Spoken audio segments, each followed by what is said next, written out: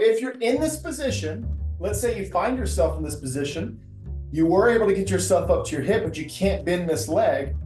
Swing this leg over and it's have enough upper body strength to work yourself back to this hip and or this knee, right?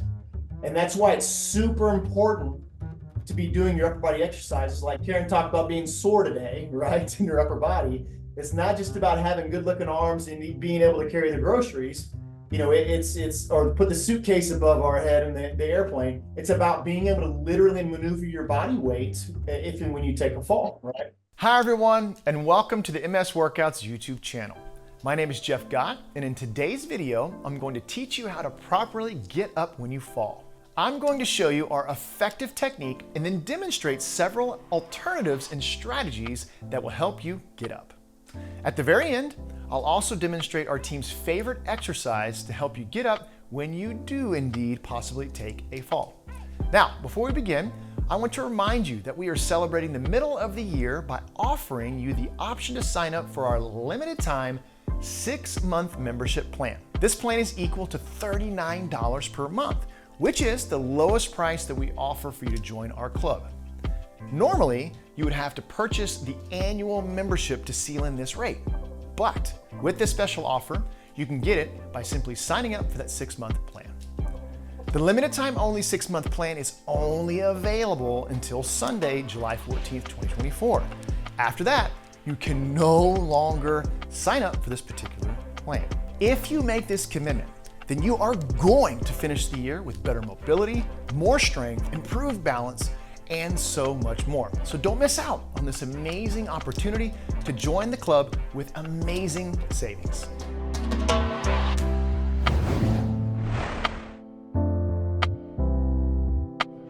So if and when we find ourselves on the ground, this position we're trying to get to is the position I'm in, right?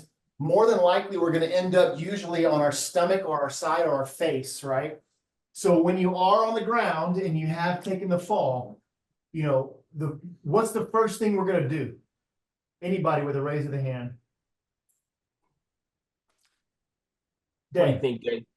I think it would probably roll over to the right-hand side. That's a great thought. And the what I would suggest primarily focusing on again is when you're on the ground, the first thing you want to do is start to check for injuries, right? Oh, yes. Immediately. So you've hit the ground, more than likely your adrenaline's going to be running. You probably will feel discomfort in a particular area if you're injured.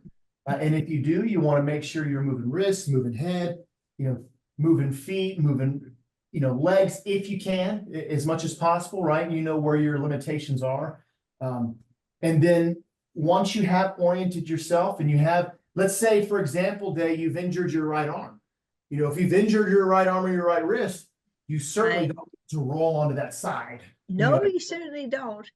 Yeah. So, and or if you have injured that, left leg, or like Phil's talking about, I can't bend my left leg. Rolling onto that left side is not going to be helpful for you. And that's why, in reality, thinking through these scenarios is important. Because if you fall and you haven't practiced or thought through it, you may not automatically realize the steps in regards to getting up most effectively. And you may roll to your left side and then go, oh crap, I can't, pardon language, but oh crud, I can't get up because I can't bend that left leg. So then you're gonna have to roll all the way back on the other side, right? And then start things from that side. So let's go ahead and let's say that I can't bend my left leg at all. Okay, I cannot use my left leg to get up. Luckily, I haven't injured myself. Neither of my hands or my wrists are fine. Am I gonna roll to my left side or my right side if I can't bend my left leg? I kind of gave it away a second ago. I'd say you have to roll to your right hand side. I would say that is correct. And why? Why could we not why would it not work if we rolled to our left side? Can you think ahead in the process? I think they would probably just injure the left leg further and so forth. Yeah, no, that's a great thought, Day. And Okay. for one, it could probably injure the leg further. Number two, in order to get yourself up, you're gonna have to get flexion into the leg and the arm that are on the side that you're on. Okay, so let's show you that. Okay, so let's walk through it. Let's roll to my left side. Okay, so if I'm on the ground and I can't bend my left leg, but I roll to my left side, maybe I can hopefully get myself up to the side.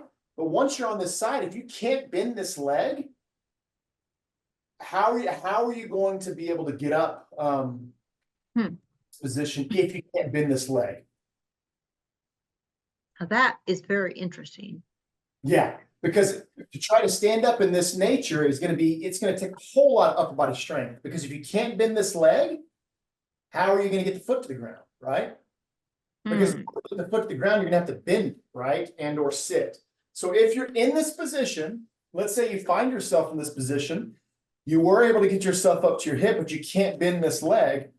What you would have to then do is you would have to swing this leg over and have enough upper body strength to work yourself back to this hip and or this knee, right? And that's why it's super important to be doing your upper body exercises. Like Karen talked about being sore today, right? In your upper body. It's not just about having good looking arms and being able to carry the groceries. You know, it's or put the suitcase above our head in the airplane. It's about being able to literally maneuver your body weight if and when you take a fall, right? So if Right. you can get to the right knee, okay, and it doesn't bother you, then you're in a much better position, even with that straight leg, to then get to ideally the bed, right? And you know, even if you do get to the bed, the next issue here is that how am I going to get myself, you know, up onto that opposite leg, right? So if I can't bend my left leg, you know, the best bet is to work myself in a position where I can get that leg or that foot almost, I guess, anchored into the ground out far enough from the bed, and slowly start to work yourself up so that that foot rolls flat, and or push up so that that opposite knee can then almost prop yourself up onto that leg, right? From the ground. And again, that's going to take upper body strength, right? In order to be able to bring you here. You may also have to come all the way to the bed itself and then work yourself up by lifting knee. And that's hip flexor strength. From here to here is hip flexor strength, right? Heel, slowly rotate, sit down, right? So a lot of it has to do with tricep work, deltoid work, hip flexor work, and just simply thinking through it. So let's say if you can't put pressure on your knee, okay? Ideally, grabbing a pillow, something that's close. Worst case scenario, you could pull some clothing off if you had to. You know, you could pull some clothing off, you could roll it up, put it underneath on the ground, take your time. But getting up onto that knee is going to be super crucial in the process if you can. If you can't get to your knee, okay, then in reality, what you're going to want to try to do is scoot yourself as close to a bed, a window sill as possible. You're going to have to try to roll to one side. And what you're going to try to do is, as mentioned last session with, I'm trying to remember who it was. I think it might have been Nicole. It was either Nicole or it was Helen.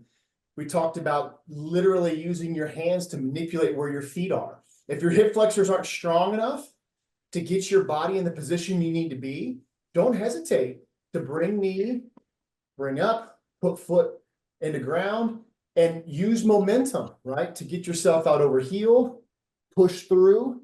And if you can put pressure on knee, do so. If you can't put pressure on knee, then you're going to have to try to go into a squatted position, all weight on heel. And the form is the exact as a bodyweight squat. Form on heel, hand comes to ground. Let me scoot back a little bit. Foot comes flat, body weight rolls forward, hand, and in this position, put weight forward. You can either, if your hip flexor is strong enough, bring foot underneath. If not, in this position, you'll have to probably scoot forward and you work your way back, right? And to get both feet down. Once both feet are down, then working your weight back forward, whether it's to the actual bed itself, but pulling yourself up over your heels. If you can pull yourself up over your heels, then you can use those muscles in your legs as well as your arms to push yourself back up. But it all has to do with leverage and being able to get your weight up over your heels, which is going to take some strength. And it's another reason why it's super important to A, be executing your fundamentals, and then B, get onto the ground and start playing with some of these techniques. Because simply being able to move your hips as well as manipulate your body weight into proper positions mechanically really and truly takes stress off of the joints and allows the muscles to engage at a much more effective level. And it's translating really and truly the strength that we're executing in these exercises into functional movements. Because at the end of the day, whether it's a hip bridge, right? Whether it's abduction, whether it's a tricep extension or a shoulder press, it's the same movement right here, right? Whether it's a squat, because you're able to get your feet under you and you use a combination of a press and a squat, all of these movements are the same. When you're in this position and you're lifting leg up, that's hip flexor to get heel underneath you, right?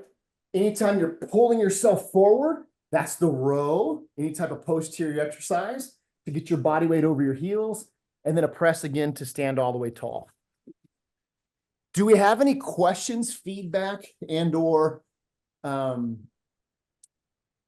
anyone who wants to work through a specific scenario when it comes to taking a fall? Let's execute the armchair push-up, a great upper body compound mover that when you strengthen in this position is going to help you reduce your fatigue, which is why we are here, right?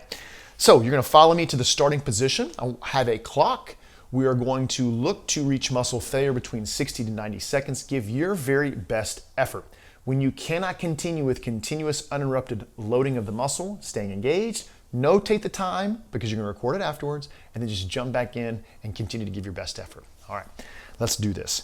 Going to the starting position, hands are going to be on the chair's arms. If you don't have arms for your chair, you're going to take your hands down to the outside of the seat itself. But I do recommend you finding a chair with arms because it's going to make it a little bit easier for you to execute. Starting position, follow me all the way up. Pressing through heels of the hands, shoulders are dropped, slight bend in the elbows, clock is on. We're executing the isometric set. You have a slight bend in the elbows. Notice my shoulders are depressed, they're down, right? My shoulders are not shrugged into my ears. Shoulders are down the entire time. Keeping a slight bend in the elbows, but making sure the elbows are over the heel of the hand. You should be pushing to the heel of the hand.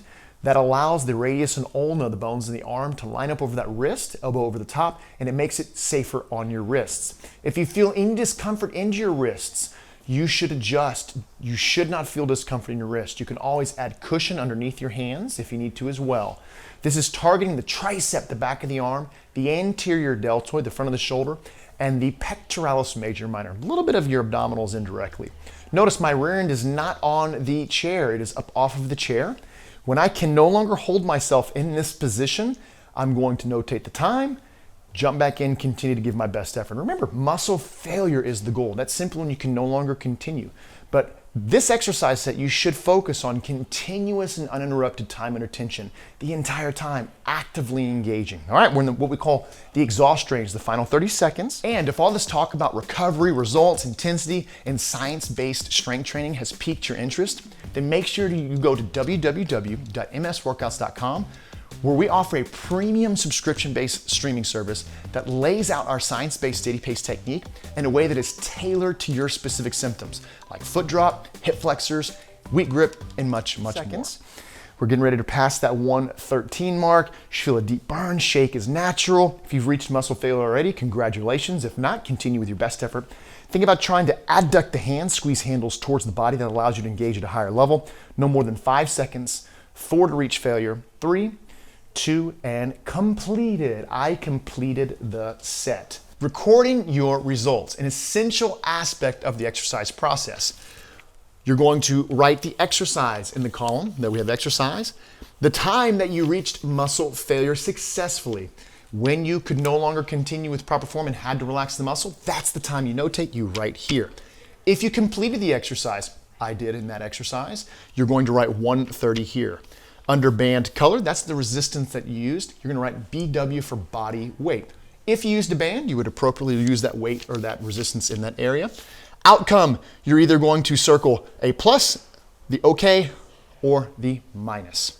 If you reached muscle failure successfully, way to go, circle okay. It means next time you use the same resistance. If you completed the exercise, not a bad thing because you're getting stronger, but you need to make sure you're reaching muscle failure. You want the intensity high. Don't leave anything to chance in this process.